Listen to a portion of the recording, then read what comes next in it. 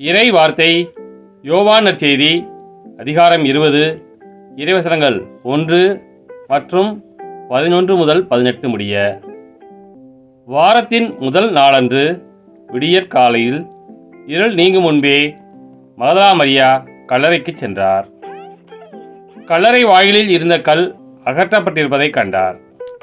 மரியா கல்லறைக்கு வெளியே நின்று அழுது கொண்டிருந்தார். அழுது கொண்டே கல்லறைக்குள் குனிந்து பார்த்தார். அங்கே வெண்ணாடை அணிந்த 2 வானதூதரை அவர் கண்டார். இயேசுவின் உடலை வைத்திருந்த இடத்தில் ஒருவர் தலை மாட்டிலும் மற்றவர் கால் மாட்டிலுமாக அவர்கள் அமர்ந்திருந்தார்கள். அவர்கள் மரியாவிடம், அம்மா, ஏன் அழுகிறீர் என்று கேட்டார்கள். அவர் அவளிடம், என் ஆண்டவரை எடுத்து கொண்டு போய் விட்டனர். அவரை எங்கே வைத்தனரோ எனக்கு தெரியவில்லை என்றார். இப்படி சொல்லிவிட்டு அவர் திரும்பி பார்த்தபோது இயேசு நிற்பதை கண்டார். ஆனால் அங்கு நிற்பவர் இயேசு என்று அவர் அறிந்து கொள்ளவில்லை. இயேசு அவரிடம், ஏனம்மா அழுகிறாய், யாரை தேடுகிறாய் என்று கேட்டார். மரியா அவரை தோட்டக்காரர் என்று நினைத்து அவரிடம்,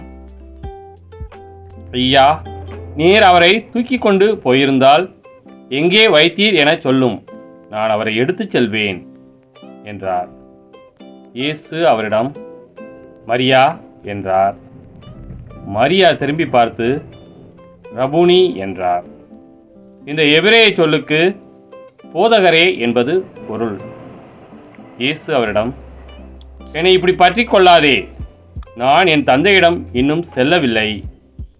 நீ என் சகோதரரிடம் சென்று அவர்களிடம், என் தந்தையும் உங்கள் தந்தையும் என் கடவுளும் உங்கள் கடவுளுமானவரிடம் செல்ல இருக்கிறேன் என சொல் என்றார்.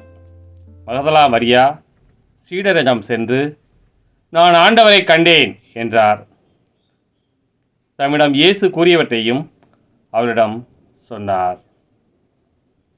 கிறிஸ்துவின் நற்செய்தி.